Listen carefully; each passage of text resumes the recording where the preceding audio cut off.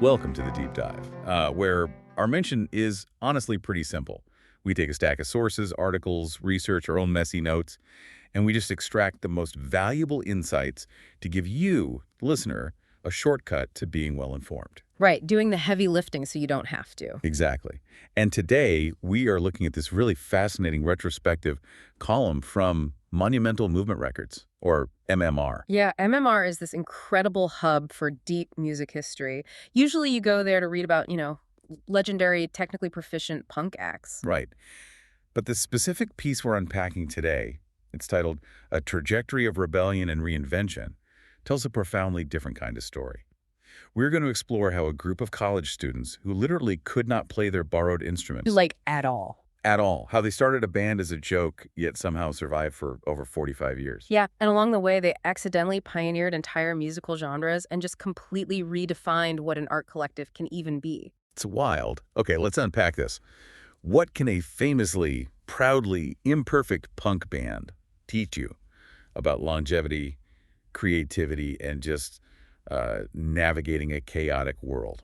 Well, to really answer that, we have to look at their foundational DNA. So we need to go back to 1977 at Leeds University up in the north of England. Right. The band is called the Mekons. You've got John Langford, Tom Greenhalgh, and Kevin Lycett. And they literally formed this group in the corner of a lecture hall. I mean, punk rock was exploding at the time, but... But even by, 1977 punk standards, which were pretty low bar. Very low bar, yeah. These guys were starting from a massive deficit. They had absolutely zero musical technique. They didn't even own the instruments they were playing. They were just borrowing them from other people. Right, and they didn't know how to play chords. I mean, they were art school students steeped in literature and theory, not musicians. Even their name is a literary reference. Oh, right, from that play, yeah. Yeah, exactly. They named themselves after a rebel character in a Lord Byron play called The Curse of Minerva. So they were approaching this whole band thing as this intellectual exercise in intentional amateurism. So they released these early singles, Where Were You? I'll Have to Dance Then on My Own, and Never Been in a Riot. And somehow, despite not really knowing how to play, they captured this overwhelming sense of youth, loneliness, and just social doubt that was permeating Britain. Yeah, they tapped into something real. But the detail that really sticks with me is their 1979 debut album. The title is The Quality of Mosi is Not Strennin, S-T-R-N-E-N. Right, which is supposed to be strained. This is a Shakespeare quote. But there was this typo at the pressing plant, or maybe somewhere in the design process, and they just left it. They didn't even bother to fix it. No, they didn't fix it at all. Which honestly sets the tone perfectly for what happened in the studio. Yeah. So they go to Virgin Studios in London to record this album.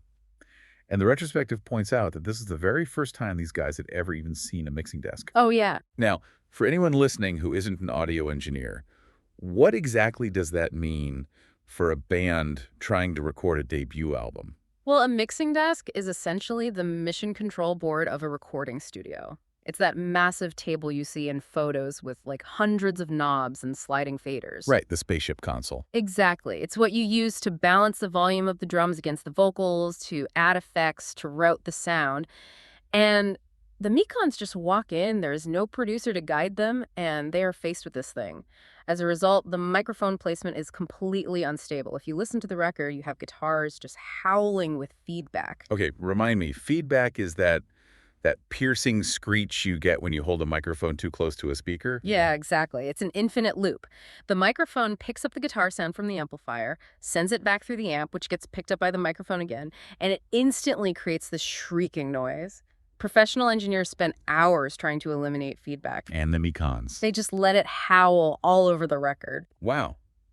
But how do you take that on the road? I'm just imagining them getting up on stage in 1979. People are paying for tickets.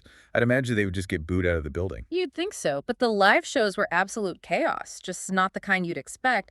Audiences would literally laugh. Really? Yeah. They would get confused. The source says people would start arguing with each other in the crowd after the songs finished, just trying to figure out if it was a prank. It's like showing up to a high-stakes debate tournament. But when it's your turn at the podium, instead of arguing your point, you just start meticulously building a house of cards. Or doing interpretive dance. Ah, yeah. It's baffling. It has nothing to do with what you're supposed to be doing, but you just cannot look away. What's fascinating here is the underlying philosophy, because this wasn't just incompetence for the sake of a joke. They were actively establishing what we could call an aesthetics of imperfection. Oh, I like that. Right. That howling feedback, the terrible vocal mix, the typo in the album title, it was a permanent record of creativity born of ignorance. There's this great quote from John Langford from around this time. He said, "We were not political or romantic, just confused." I love that because when you think about the broader punk scene at that time, you had bands like the Sex Pistols who were, heavily stylized. Very stylized, yeah. They were wearing very specific clothes, adopting this manufactured sneering anger. They were playing the role of the rebel. The Mekons seemed to realize that acting out rebellion was just another kind of conformity. Precisely. By admitting they were just confused, they were being far more honest. Their sheer inability to play the quote-unquote right way was a feature, not a bug.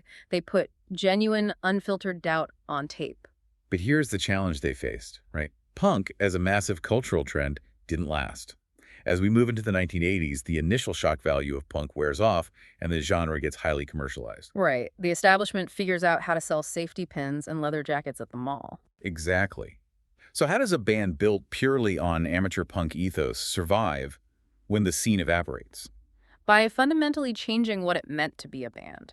Having established those raw beginnings, they transition from a traditional rock group into this fluid social critique community. They actually leave London, stepping away from the music industry epicenter, and start engaging with political movements like Red Wedge. So they prioritize community over music. Yes. Their lineup becomes completely elastic. They had this rotating cast that could swell up to 10 members at any given time. It sounds less like a rock band and more like a drifting art collective. Which brings us to 1989. They released an album called The Mekons Rock and Roll. Yes, a massive album for them. Wait, so they release an album called Rock and Roll just to prove that rock is a dangerous establishment tool. Isn't that biting the hand that feeds you? Here's where it gets really interesting, because I need you to clarify this contradiction. They deliberately mess with the formal beauty of rock music on this album, but they're still a rock band using rock instruments. Oh, it is absolutely biting the hand. And they were fully aware of the irony. You have to understand their perspective at the end of the 80s. They released a statement saying, "We know that rock and roll is dangerous. It can destroy countries." Destroy countries, that's intense. Right. What they recognized was that rock music, which had started decades earlier as this dangerous countercultural force, had been entirely co-opted. Oh, I see.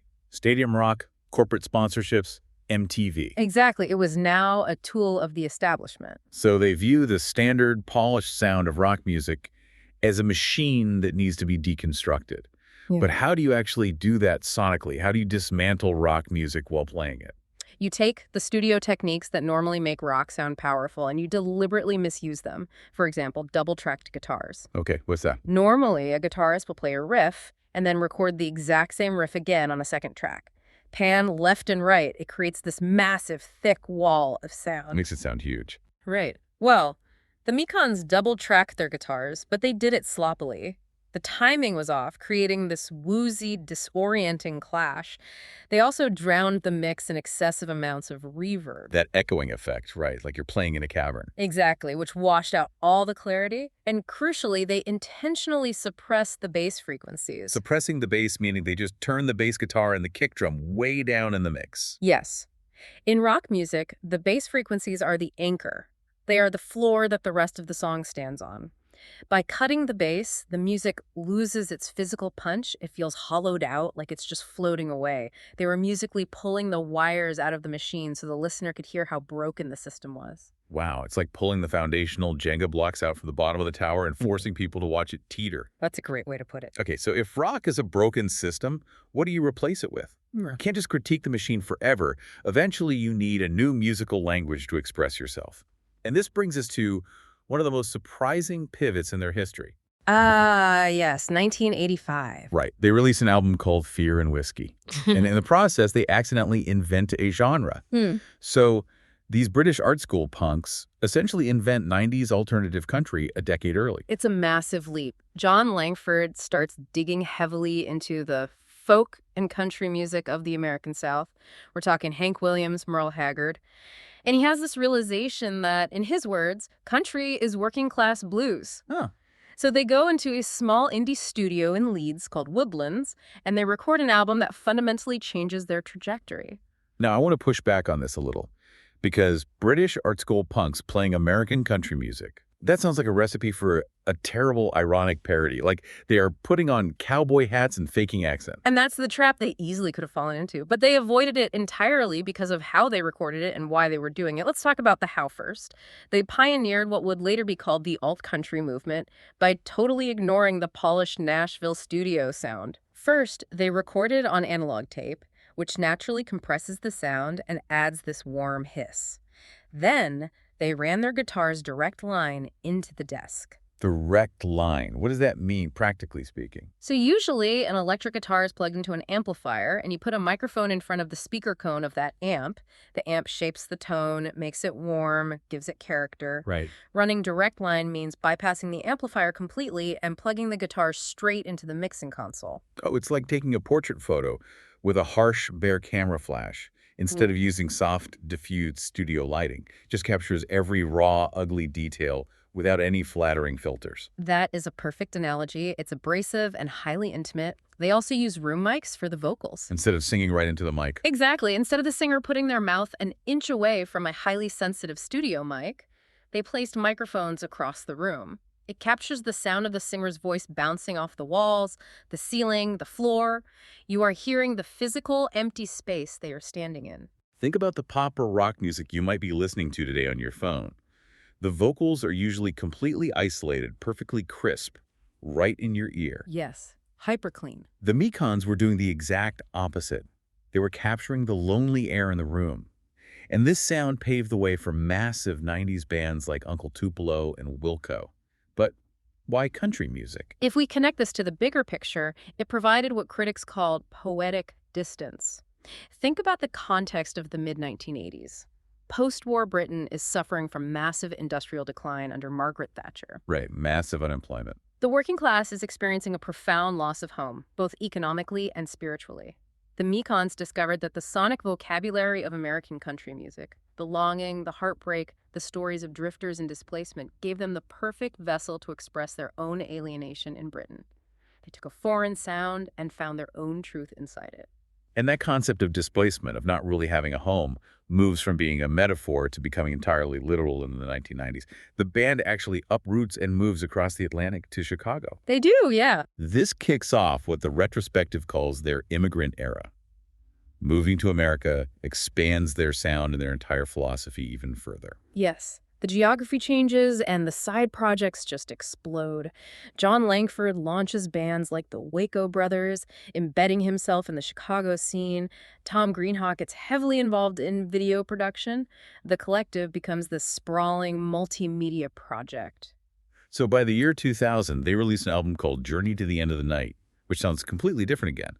Now they're incorporating brass sections and violins to specifically emphasize this feeling of foreignness. Beautiful record. And there's a technical detail here that I find fascinating, but I need you to translate it for us. They used Pro Tools to record the album, but they deliberately mixed it on a physical analog desk to maintain what they called a human imbalance. Why not just mix it in Pro Tools if they were already using it? To understand that, you really have to understand what Pro Tools did to music. So Pro Tools is digital recording software. When it became the industry standard, it allowed engineers to see sound visually on a computer screen, like waveforms on a grid. Yes. You could click a mouse and perfectly align every drum hit to a rigid grid. You could digitally correct a singer's pitch. It made perfection easy. Almost too easy. Right. An analog mixing desk, however, is a physical piece of hardware. To mix a song, a human being has to physically push the faders up and down with their fingers in real time as the song plays. So if you sneeze or if your finger slips, that mistake is baked into the final track. You can't just hit undo. Exactly. No two passes on an analog desk are ever perfectly identical. There is always a human imbalance. By recording into a computer but forcing the sound back out through physical hardware, they refused to let the software make their music sterile. They demanded that the human touch, the flaws, the slight variations in volume remained in the final product. Wow. But to really understand this immigrant era of the band, we have to talk about a crucial new voice that changed their approach to delivering a message. Sally Timms. Ah, Sally Timms. She officially joined the band back in 1985, but she really comes to the forefront here. She functioned as the band's storyteller. Her contribution just cannot be overstated.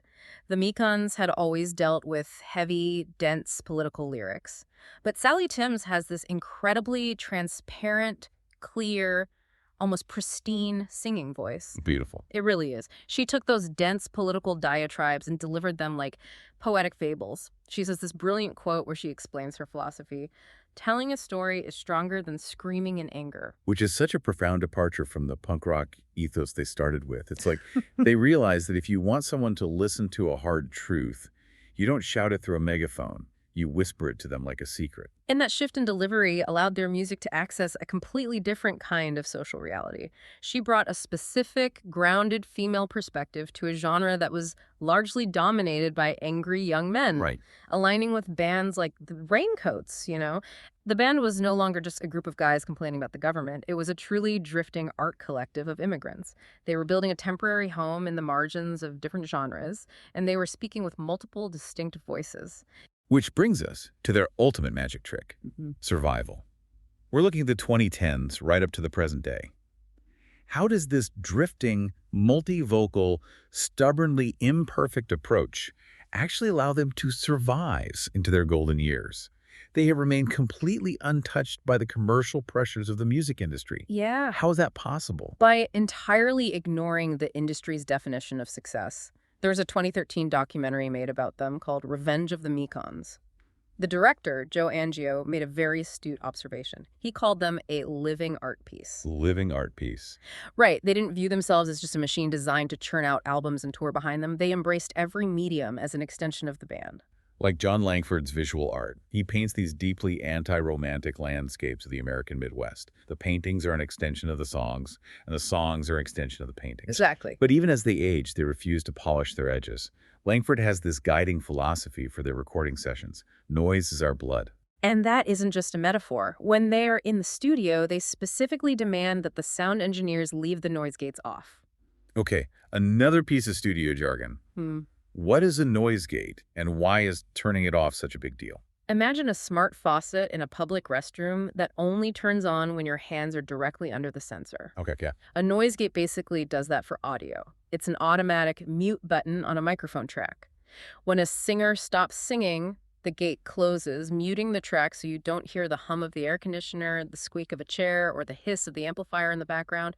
It creates an artificial dead silence between the notes. So by turning the noise gates off, the Mekons are forcing the listener to hear the room.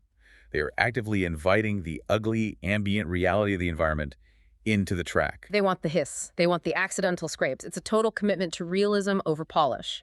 And their organizational structure is just as organic as their sound. How so? The band constantly breaks up and reunites, but it's never fueled by dramatic tabloid infighting or contract disputes. It's described as a cycle of seasons. People drift away to do other projects, and then they naturally drift back together when they have something to say. And when they drift back together, it yields incredible results. Look at their 2019 album, Deserted. The story behind this record is wild. They all converged in the desert near Joshua Tree, California, and just record the whole thing in a matter of days. Yeah, incredible atmosphere on that one. It's a mix of acoustic guitars, electronic drones, and the actual physical sound of the desert wind blowing across the microphones. Because, again, they refuse to gate the noise. Right. It feels like humanity's testament. So what does this all mean? As we look back at a group that has lasted over 45 years, without ever chasing a commercial trend, without ever fixing their mistakes to sell more records, what is the actual takeaway for you listening right now? This raises an important question about what success actually looks like. We are so conditioned to view success as a straight line moving upward. More money, larger audiences, flawless execution, climbing the corporate ladder. The grind. Yeah, the grind. But John Langford offered a perspective in 2019 that completely upends that. He said, "We are still here, not because we should be, but because we can be." Not because we should be, but because we can be. That completely removes the pressure of external validation. Exactly. Their survival isn't about market dominance or chart positions. It's an act of solidarity. The retrospective makes this profound point. The Mekons' music is incomplete and noisy, but it resonates so deeply with their fans precisely because the world itself is incomplete and noisy. Wow. They found a way to survive by simply refusing to be anything other than their flawed, authentic selves together. Their operating principle is that hope is found in surviving as a group. It is such an incredible journey. To recap this for you, we started with a group of college students in 1977 who literally did not know how to play the instruments they borrowed.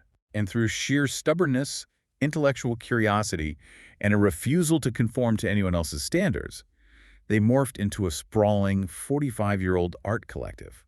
They deconstructed rock music by pulling out the bass and drowning it in reverb. They accidentally pioneered alt country by running guitar's direct line to capture the harsh reality of their displacement. They really did it all. They embraced the immigrant experience in Chicago, and they proved that longevity doesn't require perfection. In fact, imperfection isn't a flaw at all. It is a deeply human, creative asset. And that leads to a final thought I want to leave you with. Something to mull over that builds on everything we've unpacked today. If the Mekons managed to survive and thrive for nearly half a century by constantly dismantling their own identity, by deliberately leaving the noise gates open, and by aggressively refusing to be polished, what area of your own life or your own career might actually benefit from a little more noise? Where might you benefit from a little less perfection and a willingness to simply be a work in progress? It really makes you rethink how you approach your own projects. Maybe you don't need the perfect blueprint or the flawless execution to build something that lasts. Maybe it's okay if the walls of whatever you're building aren't perfectly straight, as long as it's a structure you and your community can survive in. Embrace the noise, leave the mistakes in the mix, and don't be afraid of your own creative confusion. Until next time. Keep questioning the process, and we'll see you on the next Deep Dive.